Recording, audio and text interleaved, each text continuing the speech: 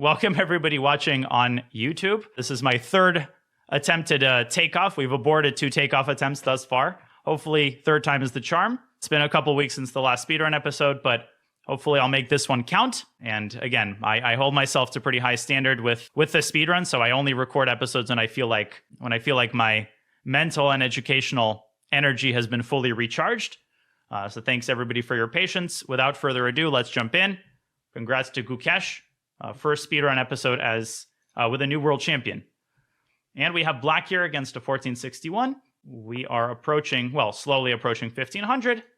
And let's dive into a Sicilian. Okay, d4, c takes d4. Okay, and queen takes d4. So we're still at the level where we're going to face a lot of these like super offbeat Sicilians. Now, what's kind of interesting is that I myself in my blitz practice have faced this.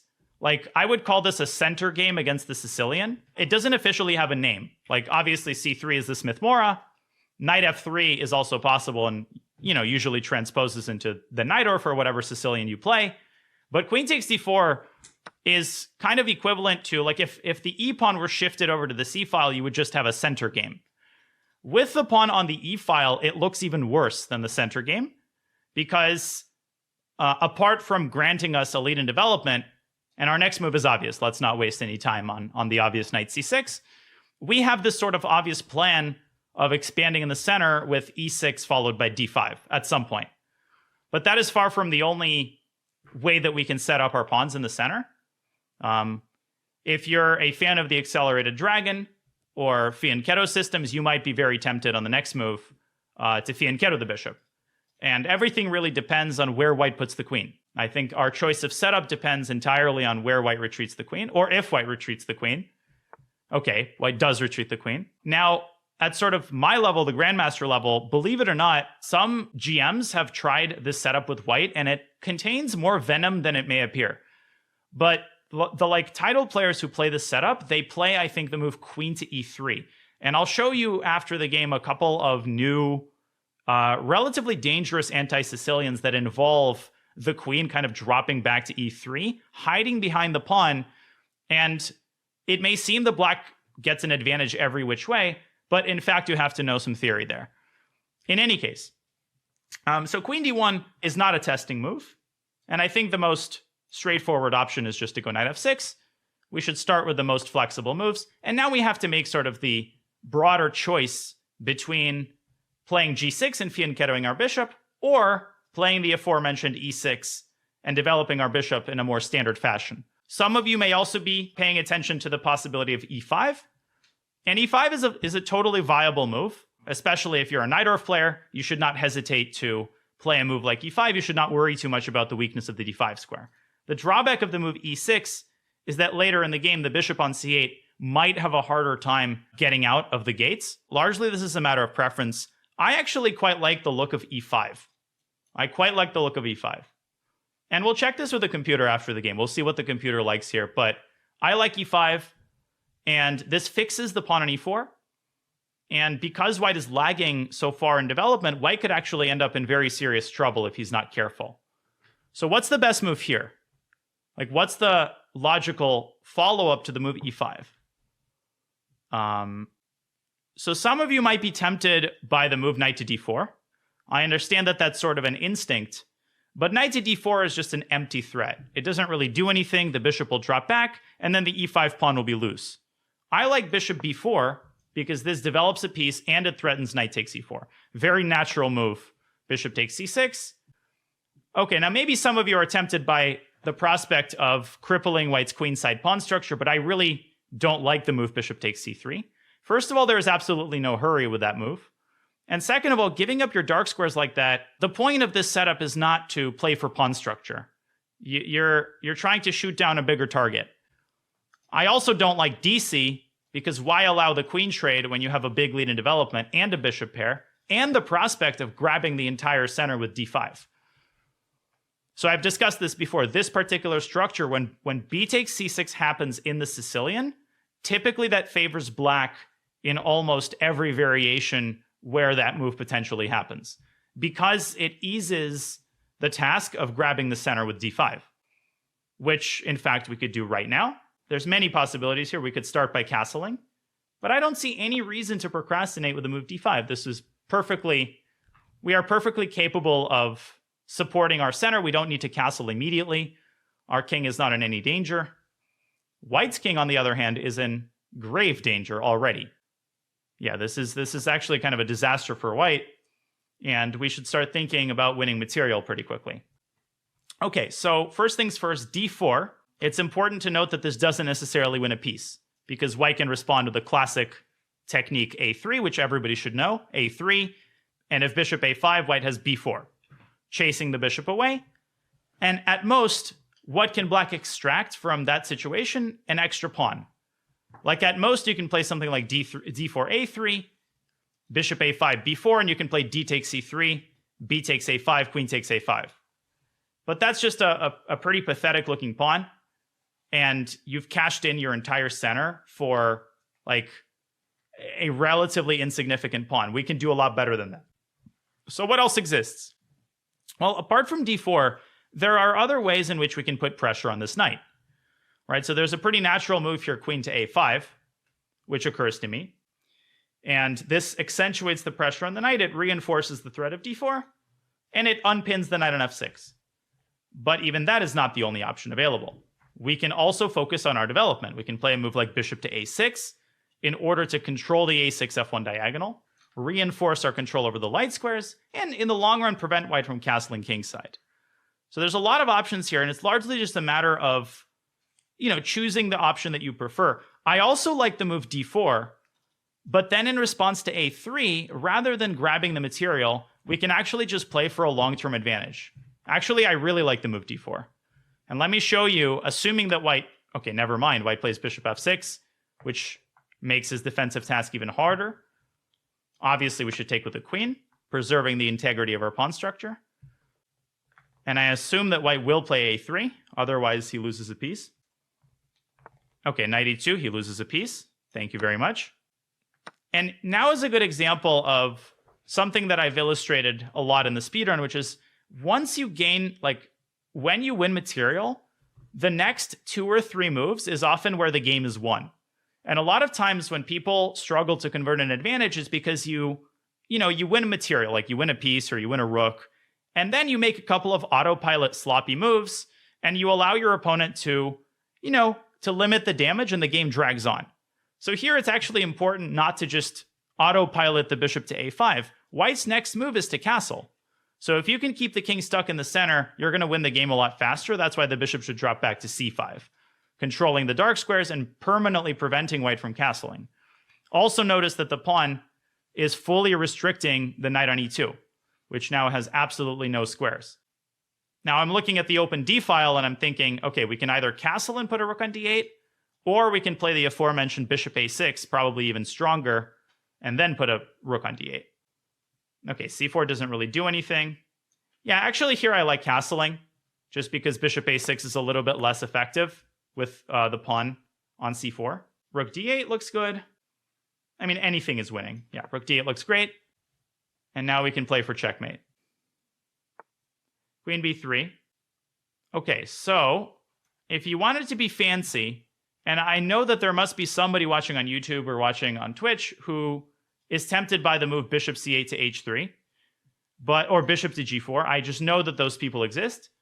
But as I've said before, you should reserve. There will be a time and a place for fancy tactics, and that time and place is not now. You can win this game through much simpler means. And the way that you mess up these huge advantages is you start playing for fancy tactical tricks rather than just sound, rather than just choosing the sound approach. So there's a bunch of ways we can win on the spot. A couple of you are proposing queen g5. I love that move. Queen g5 is an awesome move because you're threatening a million different things. And there's no need to rush with the development of this bishop. It'll come out to e6 when necessary. Now remember that when you're this winning, there's going to be multiple ways to convert your advantage efficiently. So as long as you're generally moving in the right direction, that's probably good enough. Now I'm going to make a mental note to watch my back rank, because it is a weak back rank and the d file is open. So for instance, if he goes rook d1, I'm not just going to blindly take and then take on g2 and get Actually, even that's possible because this is not mate. That's what's funny about the bishop on c5. It can always drop back to f8. But still, no need to allow that. So in response to rook d1, I'll just play bishop e6, coordinating the rook. Time to resign for white. Just completely winning. Yeah, rook d1, bishop e6, completing the development, and checkmate is a couple of moves away. Yeah, so in the meantime, this is going to be a good line to focus on. It's not quite the Magnus Sicilian, by the way. Some of you might think it's the Magnus Sicilian. It's not. The Magnus Sicilian is knight c3, and then black has to play d6, which is not the move that I recommend in the speedrun. The move that I recommend is knight c6. Let's infiltrate with our queen. And the moment g3 is played, I'm immediately thinking about bishop h3. Like, this should be an automatic instinct. When a pawn push happens, you should be sort of quickly assessing what squares are now accessible to your pieces. Right, so that's how you find bishop h3 very quickly. And that's GG. This is just, we're just slicing him up. Okay, so white did not play well, but nevertheless, it's a good warm-up game. Yeah, I think at like 1400, you should know. Okay, thanks for resigning. Let's open chess space. And just a moment. In a non-ironic way. Okay, so let's copy the game. I mean, I didn't do anything special this game. We just made totally natural moves. All right, so yeah, so I don't think we faced it yet in the speedrun, but in response to knight c3, my recommendation is knight to c6. And we will definitely face one of the most popular anti-Sicilians at some point, which is the move bishop to b5. You must know this, backwards and forwards as a Sicilian player, because this is very popular. If you're like a 1900 or 2000 player who's watching this, you have to know this line. Like knight d4, knight f3. This is a very trappy line. And I'm sure we'll get a chance to explore that. Of course, like f4 is the Grand Prix attack, but knight c6 prevents white from playing the Magnus Sicilian, which is d4. If white plays knight f3, who can tell me what is the move that you play if you are a Najdorf player who wants to avoid getting move ordered into like a Sicilian that you don't play? Like, this is really important. What is going to be my recommendation? Yeah, e5. So e5 is a separate theoretical line. This is also like a very well-known continuation. Garry Kasparov in his last classical game, Linares 2005 against Topalov in the last round, I'm pretty sure they had this opening. But let me look it up, actually. I'm curious now. I think Kasparov played this with black and lost and still won the tournament. Kind of badass. Garry Kasparov won the last classical tournament that he participated in. So let's see. Garry has had this with black. KAS. Okay. Let's see. Yes. Topalov, Kasparov has had this only once. Topalov, Kasparov, yeah. Bishop c4, they followed the main line. D3, d6, d3. Bishop to e7, very important to play this move. Do not accidentally blunder knight g5 here, because this just loses. So bishop e7 is important. Short castles was played by Veselin. Garry played knight f6, and here Topalov played the move that was very, like, it elicited a lot of oohs and ahs in 2005, which is knight h4. A real surprise. This move has never been tested before. It was a novelty when it was played. Kramnik Grishuk 2003 was knight g5, short castle, and f4, which is still a very popular line today. Anyways, I don't want to get too waylaid, but this is an interesting set of lines that I'm sure we'll get the chance to explore when the time comes. So d4, cd, queen takes d4 obviously is not the most testing continuation, but nevertheless, if white follows this up accurately, you kind of have to know what to do. Like, if you look at this in the database, there's actually a lot of GM games. So knight c6, and although queen d1 is the most popular move, the only testing continuation here, I was slightly off, is queen to d3. Alexander Shamanov really likes this line with white. And here, I think that you have to quickly go for e6 and d5 in order to equalize. So according to the computer, black should play knight f6. Now Shamanov really likes to go knight c3 and prevent d5. If white goes knight f3, it doesn't really change what you do. You still go e6. So most of the time, white plays knight to c3. And here you want to quickly go e6. So now the main line is bishop f4. We're following Shimanov Caruana, actually. If white plays knight f3, sorry, instead of bishop f4, if white plays knight f3, you can play the move a6, very typical Sicilian move to cover the b5 square. And typically white's going to play bishop f4 anyway. If white plays without bishop f4, you can actually put the queen on c7. So who can tell me what Sicilian setup does this remind you of? Like what we just did, a6 and queen c7. This should not be confusing to the real student of the Sicilian. Yeah, it's like a con, right? So the con Sicilian is e6, then you play a6 and then queen c7. This is considered one of the most reputable Sicilians. And basically the point is you restrict the knight. The queen is very safe on this square, and you make it difficult for white to develop the dark squared bishop to an active square. And if you don't like my recommendation, if you're like an anti-Najdorf person, you can definitely explore the con. It's a little bit less theoretical. It has a good reputation as well. I don't personally like it, but there's nothing wrong with it. So anyways, back to queen d3, knight f6, knight c3, e6. That is why bishop f4 is typically played. And now a6 is the best move. Just like in the Magnus Sicilian, white castles queenside very quickly. And after b5, you get a very sharp position, but the computer evaluates this as equal. Like black is not better, but nonetheless, black has like excellent counterplay on the queen side. e5 was played by Alexander Kosteniuk a couple times.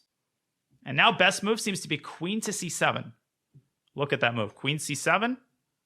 Obviously, if you take the knight, black takes the bishop with check. Queen f3, knight g8 with a very double-edged position. Queen g3 was played once. If white plays queen g3, you deploy the bishop to b7 and black is better. Then you play rook c8 and then the knight redeploys around to g6. So white has to know the move knight e4. And now you play bishop b7 anyway.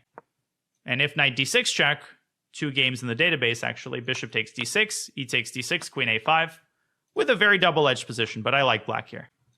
For example, king b1, knight f6, black is already better. This is the game Skvortsov-Tersahakian, European Championship 2023, 1 year ago. And black won this game very quickly. Bishop to d2 was played. Samvel played b4. Armenian grandmaster. a3, queen a4. Unpinning the pawn. White is already in trouble. Black wins the game in like 7 moves. Queen f4, e5. Queen c4, rook c8. Knight f3. Knight a5. And white can already resign. Holy smokes. White is a 2300, by the way. Because if the queen moves back to d3, then you walk into bishop e4 or pawn e4. Otherwise, you cannot save the c2 pawn, so white ended up giving up the queen. So even though this kind of looks slow, white is incredibly undeveloped. Like, you have a big lead in development and great chances against white's king. So this is what I would recommend against queen d3. So knight f6, knight c3, e6. You can absolutely also play d5, but I really like this approach with a6. I think it keeps more pieces on the board. Does that make sense? Any questions? Sorry if that was a little bit too detailed, but, you know, might as well cover this since we faced it. So we faced queen d1, which if you're a newer player, you will face more often than queen d3. And after knight f6, knight c3, I wanted to check what the computer recommends here. Yeah, so e5 is perfectly fine. e6 is also good. I like the move e5, though.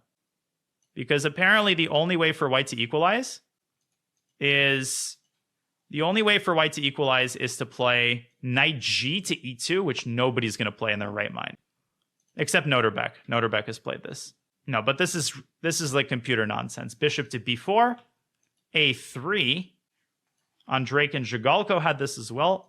Bishop a5, b4. Bishop b6. And now white has to know this another computer move. Like if white plays h3 to stop knight g4, white is already much worse because black has a huge lead in development. And white's big problem here is that if the knight moves away, you can just blast open the center with d5. E takes d5. Black to play, who can tell me a very important intermezzo? Yeah, bishop to d4. And this is why the move b4 in the Sicilian is such a liability for white, because it allows the knight to be targeted. And then on the next move, you're going to play knight takes d5 with a huge advantage. So don't hesitate to just sacrifice a pawn in order to open up the center when you have a big lead in development. So in any case, I'm not going to get too bogged down here. Nobody's going to know the move knight e2, probably at the level of the people watching. Most popular move in the database is knight f3, but here bishop b4 is just an excellent position for black. For example, bishop d3, and you can play d5, or you can just castle, castle, castle. And then you can just play bishop c3, bc, and d6. Just a great typical Sicilian structure with bad pawn structure on the queen side. Black is slightly better. So we face, obviously, a very bad move, bishop b5. And after bishop b4, I think white's already in trouble. White's already in trouble. So bishop takes c6. The only thing I wanted to mention is after d5, bishop g5, d4. Okay, white lost the game very quickly. What was my idea in response to a3? You might be wondering that. What was my idea in response to a3? So what do you think black should do? And then we'll move on to the next game. Bishop e7 is correct. You just don't engage. You drop back. And let's say white moves the knight away to e2. You just expand in the center, c5. And just look at this position. White cannot get the knight out because knight h3 walks into bishop takes h3. White is completely paralyzed. And you don't need to hurry. You just castle, knight e2. You could just start expanding on the queen side with a move like a5 or even c4. And then you could clamp down on the b2 pawn by putting a rook on b8. It's like +3. According to the computer, it's +3, which is an instructive evaluation, because it may not look that losing to you, but white's position is completely miserable. Like, would you like to play white here? Like, look at white's pieces. And then you can chase the bishop with h6. So that's kind of what I plan to do. But obviously, okay, once white lost the piece, I don't think there were any problems from this point on. Let's move on. Next game. One more 10-minute game. And this time we have the white pieces. So maniac. Okay, so we're facing the Nimzovich opening, or the Nimzovich defense. Remember that my recommendation is not to play d4 here. Not because d4 is bad, but because it contains way too much theory after d5. So knight f3 is an easy way to not engage, because if black plays e5, which is the standard response, you just transpose into, well, the king's pawn game. So a6 is pretty absurd. And obviously, now we can play d4. Yeah, but now d5, black is playing this down a tempo. This makes no sense. Black is playing a Scandi, an opening where you lag in development, down a full tempo, which I think can be soundly punished, and quite easily so. So obviously, knight c3. Now, maybe some of you are tempted by c4. c4 is a perfectly decent move. c4 is a perfectly decent move, but I like playing with the pieces. And now what should we do? Now the move should be quite automatic too, because we've had this type of scenario many times in the Alapin. Yeah, d5. You want to seize the opportunity to stake your claim in the center and push this knight away, expanding and extending your lead in development. Look at this, knight b8. But now a lot of people, I think, struggle to go from here to actually winning the game because it looks totally dominating. You have a huge lead in development. You've got this pawn on d5. But what do you actually do? Well, the answer is essentially nothing. Nothing special, right? You're not going to win this game unless you bring more pieces into the game. So you don't want to do anything extravagant. You just want to bring pieces to active squares. But the big thing to decide here is which side of the board do you want to develop? Do you want to play with the king side or with the queen side? I think that there's no correct answer. I think that white's got multiple ways to play here. But let's try to be very professional here. Let's try to make black's life as difficult as possible. My intuition is bishop f4. My gut feeling is that bishop f4 is going to be excellent here. Why? Well, I can't explain my gut feeling, but I think the biggest reason is, let's imagine that in the future, black plays the move c6 or black plays the move e6, right? Because this pawn is really annoying. Okay, black has graduated from the need to develop pieces, apparently. But if black plays a move like c6, we can actually ignore. Because if black then plays c takes d5, we can recapture with a knight, and we will have this essentially unstoppable threat of knight c7. In addition, we can now focus on tucking our king away to the queen side. So let's just go queen d2 and then go queenside castle. Okay, castle long, reinforcing our control over the d5 pawn. There we go. We can just ignore. I mean, look, this is just... yeah, we're like almost 1,500, not 500. But maybe it's forgotten about the 1 in the 1,000th place. Yeah, this is not going to end well. This is not going to end well. Don't analyze this game, please. Yeah, no, don't worry. The way it's going right now. Okay, so, okay, the obvious question is when, like, if and when do we take on e6? And if you calculate a little bit further, if you play d takes e6, you allow the queen trade. Now, the move should not be ruled out just because it allows a queen trade. It doesn't automatically mean it's bad. However, in this case, I think d takes e6 would be cashing in way too soon. Way too soon. Because queen takes d2, rook takes d2, bishop takes e6, you might say, we win a pawn. And you do, you win a pawn. But that's all you do. You win a pawn, you allow black to consolidate with knight c6. That doesn't seem too special. Now, there is a clear correct move here, and I don't think anybody's named it yet. Actually, one person has. Some of you are saying d6, which may look flashy, but you're just encouraging a bunch of trades, which plays right into black's hands. Black will just play cd. The move here is bishop c4, because your priority should be to develop your minor pieces, right? So you've got one more minor piece to develop, and you want to encourage black to open the center on your own terms. Oh my gosh. Ooh. Now the juices start flowing. Now again, you might be very tempted to play DE, but again, you have to calculate because it does allow a queen trade. If you play DE, black will play queen takes queen. You will have to recapture the queen, and black will take the bishop from c4. Unfortunately, in that position, e takes f7 can be met with king takes f7, and white's attack fizzles out. There's absolutely no need for flashy tactics here. You have a simple and perfectly sufficient move.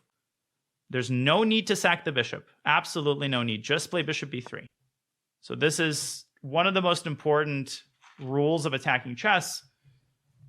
Flashy chess can be really good. Sacrifices can be beautiful, but they should be reserved for situations where they are actually required by the position. Okay, so c5. Now again, we have to calculate DE. c5 is actually a pretty ingenious move, I have to say. That's a very smart move. Now, what is black's idea? Well, black's idea is clearly to trap our bishop with c4. I think white is a crushing move here, by the way. But again, if we play DE, we will have to reckon with the loss of our bishop. Queen takes d2, followed by c4. I don't even want to calculate that. Now, the problem every time seems to be that when we play d takes e6, we allow the queen trade. So let's do a little debugging. If we could play pawn takes e6 without allowing the queen trade, it would win on the spot, which tells us we need to look at what type of move. How do we set up d takes e6 so that it doesn't allow a queen trade? Well, we need to move the queen from d2, right? Logically enough. Where should we put it? Well, because the black king is stuck in the center, I'm looking at these two squares, queen e3 and queen e2.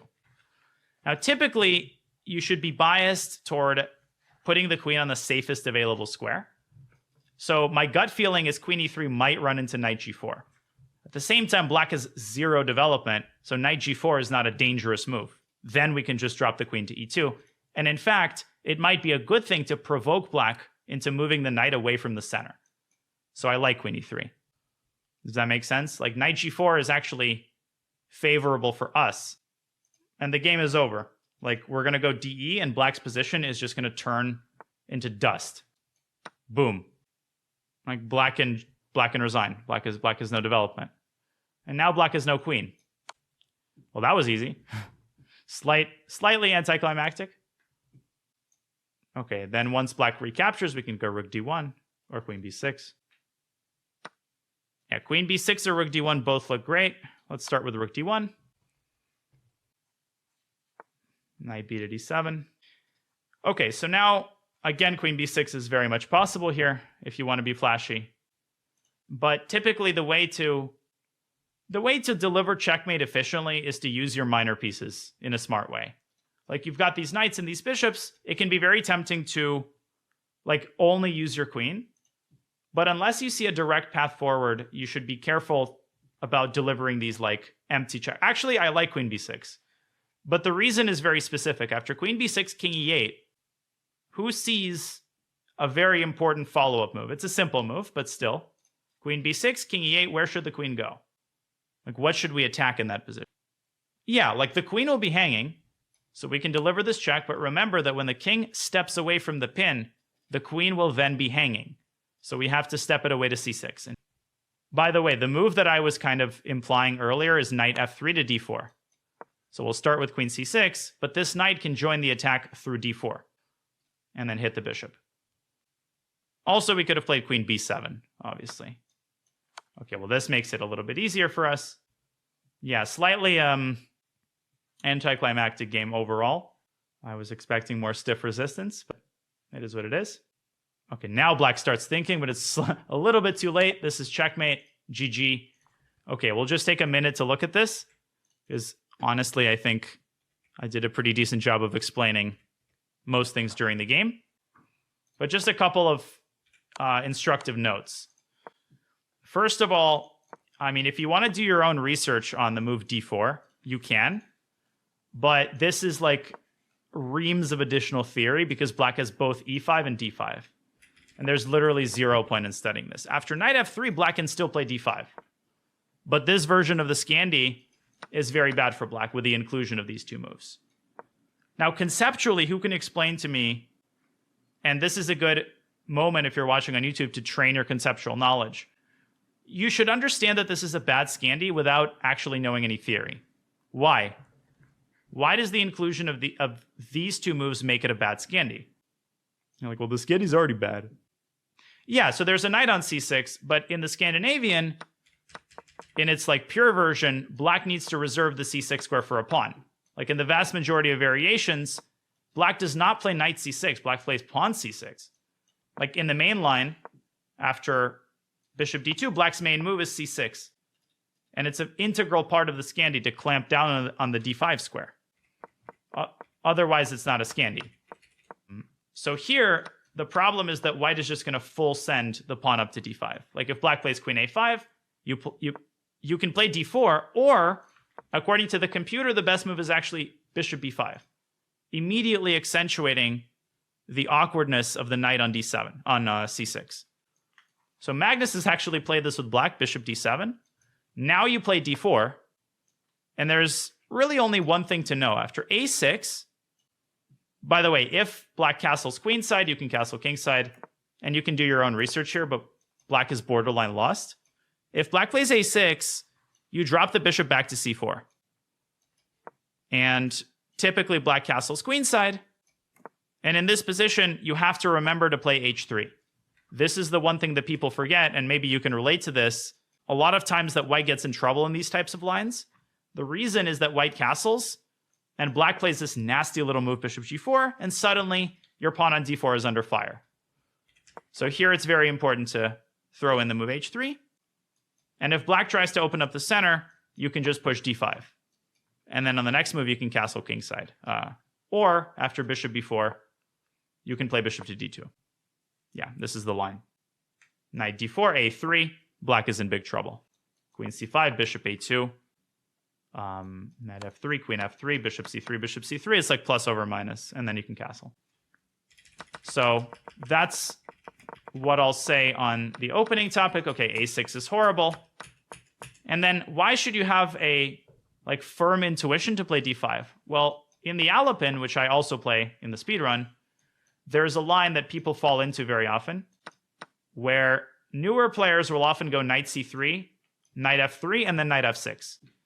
And I think I've already won a game like this in the speedrun, where you go knight c3, and if black goes queen d7, he loses on the spot. Same concept, d5, and then here the bishop comes out to b5. But you can virtually pre-move d5, because no matter where the queen goes, it's going to be very strong. And then, once we play d5, yeah, bishop f4, not hurrying to release the tension, just castling queenside. And then a lot of you were proposing moves like bishop takes b5. Not only is this overly flashy, it's also very bad. Right? If you do something like this, first of all, you're allowing counterplay like rook takes a2. and suddenly black is a mate threat. Second of all, you're overestimating the threat against the c7 pawn. Black can go knight a6, and you're at a dead end. You actually do not want to give away your light squared bishop here. It's a very important attacking piece. So get your priorities straight. Your default should be the simple move. If the simple move doesn't really work, then you should start checking the sacrifices. When you try to win in a flashy manner, oftentimes that's precisely when tragedy strikes. What about knight takes b5? Same criticism. I don't see the point of this. Like black plays bishop d7. What are you trying to achieve? Okay, then DE, and you don't have enough firepower. Okay, so simple chess is often the best kind of chess. All right, so I propose, it's getting kind of late. I propose one more 10-minute game and then one more 5-minute game. We'll do a slightly longer episode. No questions. Let's go. One more 10-minute game. Hopefully we get a slightly more topical opening. Okay. Check. I mean, check as in check mark. D3. It's like the famous Soviet chess story about Simagin, this old Soviet GM, who played like e4, c6, d4, d6. And he was approached, and his friend is like, Vladimir, why didn't you play the Caro-Kann? You were like, one step away. And he said, I didn't have the energy to advance the pawn 2 squares. So d3, essentially this is a King's Indian attack.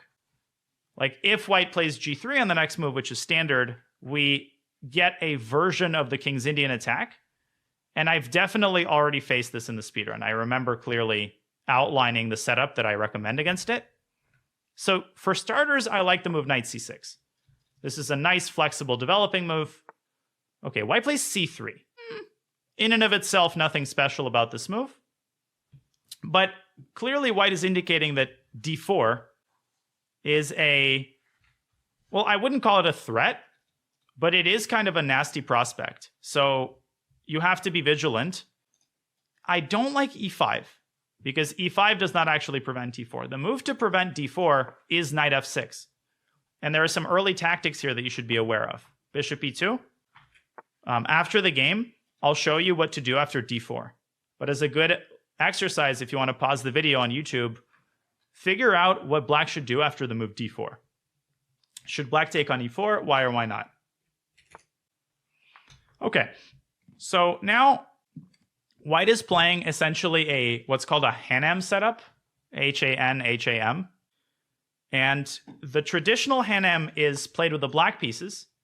It's the name for like the Philidor setup where black plays d6 and c6. White is sort of doing the same thing against the Sicilian. Now, again, just like in our first game today, the main choice consists of choosing where to develop this bishop. So while there's nothing wrong with playing e6, that's a little bit passive. And against these various third-rate anti-Sicilian setups, I like the fianchetto. Very harmonious way of developing. Very harmonious way of developing. Then we castle, and then we start like the classic queenside pawn storm with b5. That's the textbook plan. Rook e1. Now you can play bishop g4 and exchange the light squared bishop first. From a positional standpoint, that is a good idea. It is a good idea to play bishop g4 because in the long run, if we allow white to play h3, this is like a more high-level comment, but there are situations where the light squared bishop doesn't find, it's like me in middle school science, like choose a partner, and I'm just like awkwardly trying to find someone to work with. It's like the bishop just doesn't have a good permanent place. So let's get rid of it. Let's get out of middle school.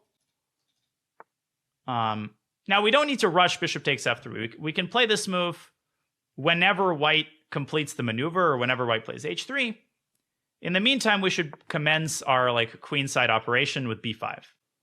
Or shall I say commence the queenside procedure with b5. What are we trying to achieve by pushing the b pawn? Well, obviously, we're trying to advance it to b4, which achieves one of two things. If white locks up the queenside with c4, he opens up the long diagonal and grants us the outpost on d4. If white ignores, then we will play b takes c3, opening up the b file, which we can quickly occupy, and creating a clear target that we can once again attack with our bishop on g7. Yeah, this is like the most textbook of all textbook plans.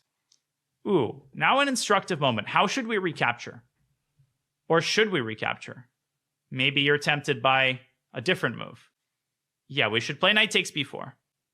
Don't fall for the temptation of one move-itis.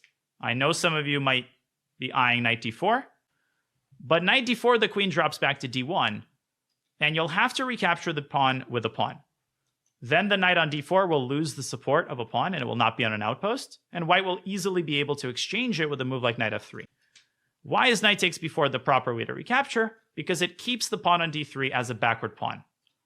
Because now we keep the pawn on c5, clamping down on the d4 square. Of course, also we threaten a fork, which is nice. But that's not the main reason. Okay, so now a couple things. We should be cognizant of ideas like e5, which can sort of contest our central control. For that reason, there's a really nice move here that you often play in these Sicilian structures, which is knight f6 back to d7, opening up the bishop. And of course, this knight will drop back to c6 and potentially jump up to d4. Okay, so we can play knight d4 right away. There's a lot of ways that we can sort of expand our initiative here and increase our advantage. Of course, this is white's only like good piece, the knight on c4. So naturally, you should be eyeing the move knight b6. You can also play rook b8, like I said, but you can't do everything at once. So you have to sort of choose a course of action and stick to it. Yeah, very pleasant position for black. I like knight b6 for starters. Bishop c3. And now we can sort of transform our advantage, right? Which I know some of you really struggle with because you get attached to certain elements of the position. So as an example, in this case, you might be very attached to the d4 square, and you might be tempted to go knight d4. But the good player knows when to release one type of advantage and convert it into another, more tangible type of advantage. Now, I like to say that pawn structure is overrated, but the one caveat to that rule is the fewer pieces are left on the board, the more important the pawn structure becomes, obviously, because there's just like not that much to worry about. So in this case, you can trade in your control over the d4 square, but in return, you can completely ruin white's pawn structure and create a set of pawn targets that will be easily attackable. In what order should you do things? Well, if you start with knight takes c4, you allow white to take on g7 first and keep the pawn structure relatively sound. Therefore, you should take the bishop first. White has to recapture. If white takes on b6, you take the rook, and then you trap see, white blunders immediately. Because at the end of the line, the knight on a8 is going to be trapped. So do you play bishop takes f2 check? Is that the best that you can do? Think about it. Is the best that you can do to win a pawn? Absolutely not. Does the bishop have any retreating squares? It does. Bishop a5. I'm assuming white's going to go b4 out of desperation. But this doesn't do anything either. You just take. And then you just take with the bishop. And the knight remains trapped this entire time. I feel like white's going to go like rook a6 or something. Yeah, queen c2, same type of move. And queen takes knight guards the knight on c6. The game is over. Yeah, we faced a lot of one-move blunders, but that's because of the pressure that we put on our opponent's position. a5, easy clap. Let's get the rook into the game. Access the open file. White's probably going to go here. No, queen b2, okay. Now, many things that you can do here. If you want to win efficiently, you should be kind of relying mostly on the a-pawn. If you want to play like a Russian schoolboy, this bishop on b4 is, well, it's sort of done its job. And let's not forget that we still have control over the d4 square. So I really like this move, bishop c5. I feel like white might be eyeing the move knight g4. And a classic example of a swindle that I would see at a beginner level is the move rook b8. Like, I know a lot of people would play rook b8 here. You can never ignore your opponent's ideas, right? Like, he's played queen b2, he's played knight g4. You have to ask yourself, what is my opponent's next move? Because these threats can happen all of a sudden. White is threatening mate in 2. White is threatening to give a check on h6, force the king to the side, and deliver mate on h8. That is actually why I played bishop c5 on the previous move. Now we can just stick a bishop in the center, cutting off the diagonal, and now we no longer have anything to worry about. All right, so another way that you can alert yourself to the presence of this type of idea is anytime, and I've said this before, anytime you've played the move g6, but the bishop has sort of left the fianchettoed square, you should remember that there are weaknesses on the dark squares that you have to be very careful about. Okay, now you win on the spot with the move rook b8. Obviously, it's a skewer, and the game is over. Very good. GG. Yeah, so it's sad that white did not allow me to demonstrate this full transformation of the advantage. So obviously, let's just start here. If white had played bc, we would have reached this position. And just look at white's pawns. White's pawns are awful. We can attack them very easily, and we can still use the open b file to our advantage. Like, white is just sinking under the weight of these pawns. And of course, you should remember that if the knight comes out to e3, you can always restrict it by putting the pawn on e6 at the right moment. Yeah, nice positional game. So just a quick overview. Yeah, so d6, d3. Now, when a GM plays this move, that usually means that they're going to go g3. I used to play like this with white. And I think I've shown you a model game that I played in this line. It's an OTB game that kind of nicely demonstrates all of the textbook plans rolled up into one. Also, my opponent was a pretty decent player. Here it is. It reached this position via a slightly different move order, so just beware of that. So I've shown this game before. It's a good illustration of how to play against the kid, or the Kia setup. So basically, okay, white plays the traditional King's Indian attack, and now we reach this type of position. White plays knight b to d2, knight c6, rook e1. So now rook b8. Rook b8. Why rook b8? Why is it necessary to play this move? Because if you play b5 here, you allow the nasty little e5, and you have to deal with this pin. Now I play bishop g4, giving away this light-squared bishop. Knight to d7, familiar. I played the same exact move in the speedrun game. And now, of course, a6. And then b5. Now white plays a pretty bad move, c3, and b4. So almost exactly like we did in the game.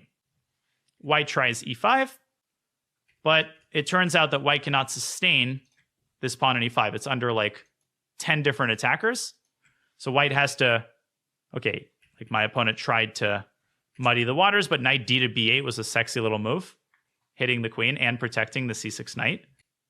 And after knight a5, white loses a pawn because the c3 pawn cannot be protected.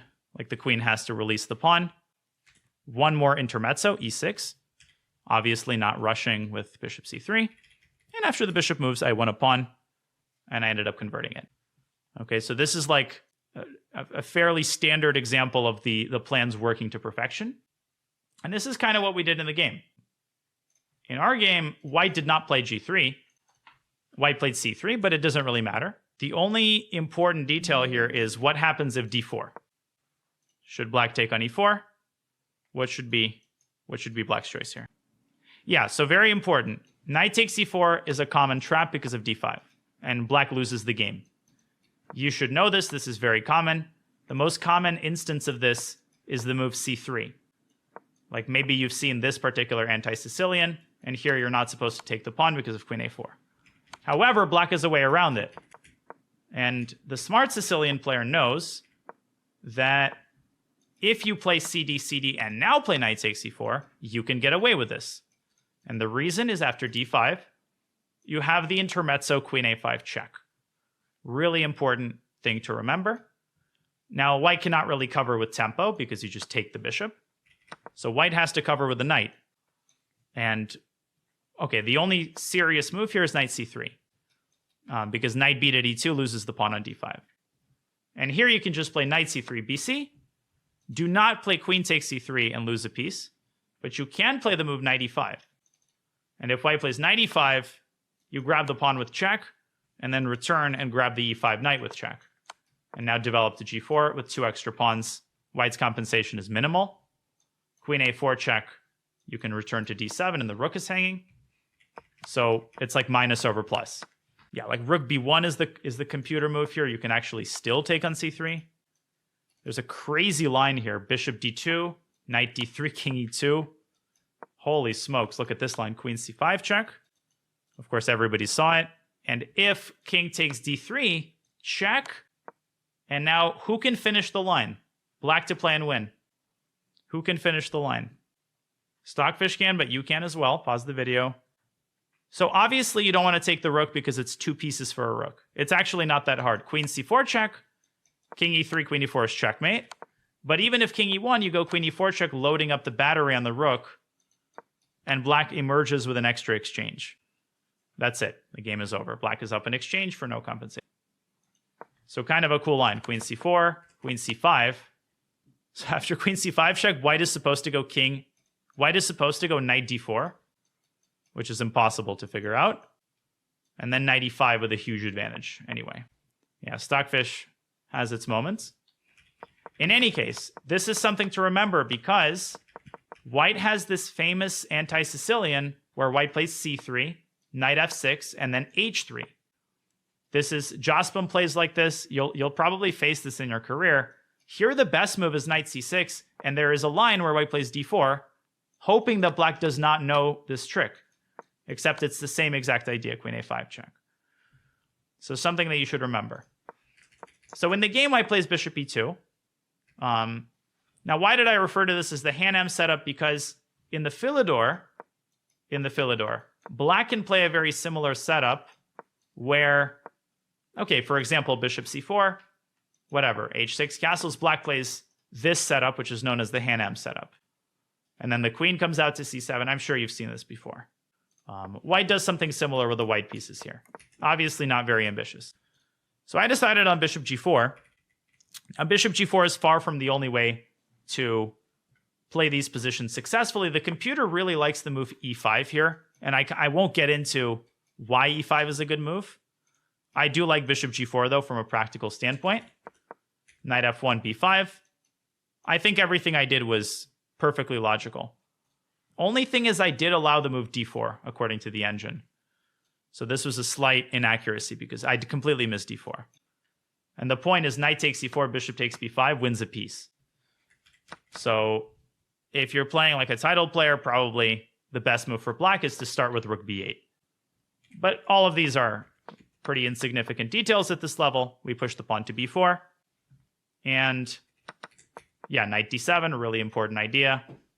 Knight drops back. Everything I did here should be perfectly logical to you. And again, if bc, we play knight c4, transforming the advantage, right? From like you have this weak square on d4 to I have a bunch of pawns that I can very easily attack with queen a5, etc. I would even start with rook b8. Just start by grabbing the file and then you'll see. And then you can decide on what to do based on what white plays.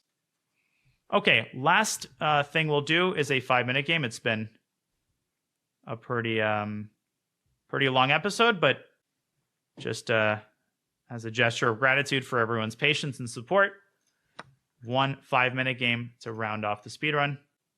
Hope you've been enjoying the episode. Pretty simple games today, but hopefully we can get a good one against the 2000. Here we go. E4, C5. Oh, never mind. Hopefully we can get a good one. Now black. Ooh, a King's Indian. Nice. King's Indian. Okay, H3 is already weird. But okay, white transposes into a London system. Nice. So against the London, obviously we can start by castling. Now we play d6. And now we reach sort of an initial crossroads. Because black has, like I've probably already mentioned to people, a million different ways to fight against the London system. And I'm talking like within the King's Indian. But in general, I really like setups that are based on the move c5. Like against the London, I like playing c5 because stubbornly trying to prepare e5 to me is not in the spirit of the variation. Like white is orienting his entire strategy toward preventing the move e5. So you have a perfectly good alternative pawn break. Why would you bend over backwards to try to prepare e5? Okay, so e3. Now I like the concept of taking on d4. And actually, if white is not careful, Here we can quickly push e5 and open up the e-file, and white can get into some serious concrete trouble if he's not ultra careful. I would go so far as to say I think e5 here is a possibility, but we'll start with knight c6. And actually now e5 should be seriously considered. But again, if you want to avoid tactical complications, there's no need to waste your time. You can play rook e8. This is a perfectly viable way of preparing e5, and we're in great shape here. Now let's not take our foot off the gas pedal. Let's keep pushing the e-pawn. Look at this, knight e1. Let's not take our foot off the gas pedal. I would be very inclined to play e3 here. However, after e3, f takes e3, you should ask yourself, well, what do I achieve? Right? Who does that trade favor? And I would argue it favors white just as much as black because it opens up the f file. And what do we accomplish by initiating that trade? Nothing. So we should take care of the other priorities in our position. A lot of you are lobbying for queen b6, but that runs right into knight c4. There is a piece that hasn't been developed yet. Let's just complete our development with bishop e6. Knight c4, okay, great. So white is potentially angling for the d6 square. One thing we could do is exchange and then go rook d8. But I imagine most people probably want to keep the queens on the board. And you have to be careful here with black. Let's try to be accurate. I really like the move knight to d5, centralizing the knight and interfering with white's queen. Now you just lift the rook up to e7. And yes, I'm sacrificing the center pawn on e4. But look at how nicely coordinated our pieces are. Right? I'm already kind of sensing that the tactics are calling my name here. Like, you should already be actively looking for tactical shots, interference, moves like e3 and knight takes c3, discoveries, stuff like that. Queen c2. Okay, so white decides not to take the pawn on e4. Let's make him regret it. Let's complete our pawn chain with f5. And then this knight can be sort of smoked out with the move rook d7. So in the next move, we're going to play rook d7 most likely. I'm assuming white plays rook d1 here. I'm assuming that's what our opponent will do. Queen a4. Aha, so maybe setting up some knight takes b7 shenanigans. Yeah, that's probably what white is hoping for. So let's see, rook d7, knight takes b7. Now, even in that position, I like the look of queen b6. But I think one of the themes today has been avoiding unnecessary complications. And there are plenty of ways that we can avoid or just entirely eliminate the threat of knight takes b7. One of them is just to remove the knight from the c6 square. And this is one of the benefits of playing e4 is that you get this e5 square for the knight. Okay, knight c4. Now what do we do? Well, now, of course, we can take on c4. There's nothing inherently wrong with that move. But there seem to be more juicy options available to us. One of them is this move, which I imagine didn't occur to a lot of you, and that's knight to b6. Yeah, I see some people named it. Now a takes b6 opens up the a file. And now white wants to involve the rook in the game. But we're going to beat white to the punch with rook to d7. I'm also looking at the queen, and I'm starting to wonder, can the queen get trapped potentially? In fact, I think we are threatening to trap the queen. Like, if white plays the natural move, knight to c2, we can trap the queen in 2 moves. So think about how you can lay the mousetrap for the queen. It's a 2-mover. I'm really hoping that white goes knight c2, so I'll be able to demonstrate it. Yeah, very good. Some of you are finding it quickly. Knight to c6, queen b5, and rook a5. Exploiting the fact that the rook is developed without having made a single move. Very nice. White is in huge trouble. Yeah, so bishop f8. Okay, so bishop takes e5, bishop takes e5, bishop c4. Yeah, this is good. Our opponent is playing well and finds a way to extricate the queen. However, let's just take on c4 and let's move the king up. However, we have a great bishop against a bad knight. And most importantly, we have the prospect of infiltrating with our rook to d2, leading potentially to catastrophic collapse of white's queen side.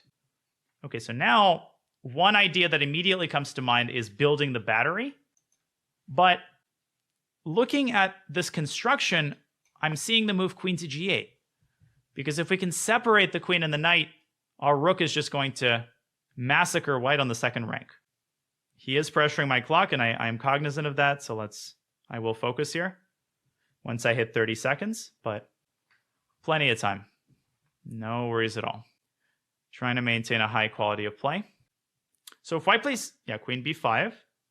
Now this hits the bishop. If we play rook a5, it allows queen takes b6. So let's insist on the queen trade with queen d5.